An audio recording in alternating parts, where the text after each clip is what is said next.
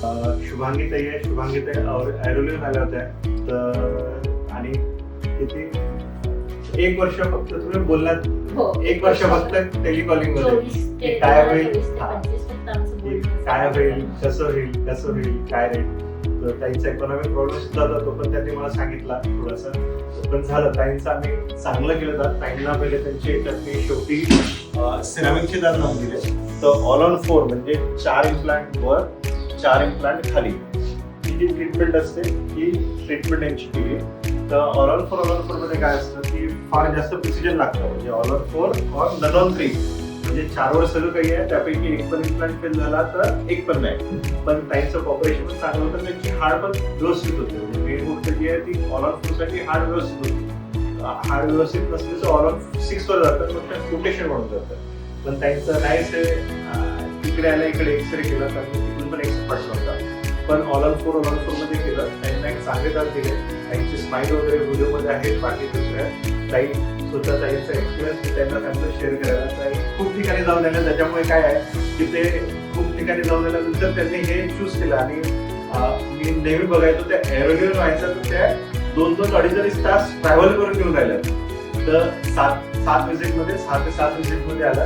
तर ताई 2-2, 3-3 तास व्हिजिट करून इकडे आणि मग वापस व्हिजिट करून तिकडे जाणार. तरी ताई एक ऑपरेशन तुमचं चांगलं होतं. तरी काही कंप्लेंट नाही केली ताईंनी की माझं असं इथं जायचं तिथं जायचं. पण त्याचप्रकारे आम्ही ट्रीटमेंट त्यांना चांगली केली. शेवटी त्यांना सिरामिकचे दात लावून दिले. ठीक आहे. तर ताई थोडासा दुसरा होतो. मी डॉक्टरांना तब्बल 1 वर्ष मी त्यांना फक्त कॉन्टॅक्टमध्ये राहिली आणि माझा दातांचा प्रॉब्लेम 4 वर्ष मी फेस करत होती. पण मला सॅटिस्फाईड असा रिझल्ट किंवा डॉक्टर मला माझ्या प्रश्नांची उत्तरं समर्पक उत्तरं देत नव्हती. आणि मी बऱ्याच क्लिनिकला मी व्हिजिट केलेले डेंटिस्टकडे. पण मला प्रत्येक ठिकाणी असं जेवढं डॉक्टरांनी मला समजावून कोऑपरेट करून मला जे मार्गदर्शन केलं ना तसं मला कोणीही केलं नव्हतं. आणि मग मी युट्यूबला यांचा व्हिडिओ अचानक म्हणजे देवाची माझ्या नेहमी ग्रेस ऑफ गॉड की मला सर सापडले. आणि मी त्यावेळेस हजबंडला सांगितलं, म्हटलं माझं ट्रीटमेंट मी कुठे करणार तर तिकडेच करणार. त्यांनी मला पहिलं म्हटलं की ते फार लांब आहे. पण म्हटलं नाही, मला इथे आपण जिथे राहतो लोकलमध्ये मला कुठेही जायचं नाही.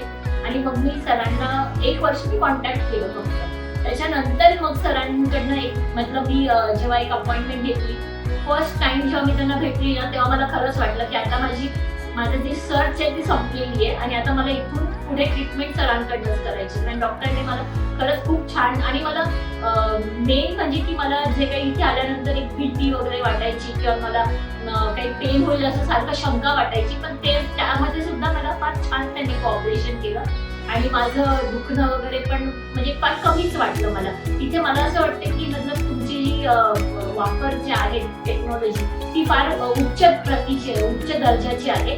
कारण मी या अगोदर पण ज्या क्लिनिकमध्ये साधं ट्रीटमेंट केलं होतं तिथे मला पेन भरपूर होत होतं. आणि मेन म्हणजे की मला थोडासा इकॉनॉमिकल प्रॉब्लेम होता. पण मला इथून कधीही असं कुठे पैशांसाठी काही कॉल्स आलेले नाही आहेत. माझं काम पूर्ण झाल्यानंतर त्यांना मी त्याच टाइम दिला, मी पूर्ण माझं राहिलेलं पेमेंट पूर्ण केलं. आणि मला खरंच खूप छान वाटतं की म्हणजे यांच्यासारखे डॉक्टर हे खरंच आपल्याला एक बोलतात ना की डॉक्टर हे आपल्याला देवासारखे असतात, आपले जीव वाचवतात. पण मला दातांसाठी मी जेवढं सफर केलं ना ते मला अतिशय चांगले डॉक्टर मला देवाने दिले. त्याबद्दल मी देवालाही धन्यवाद देते. चालेल. थँक्यू.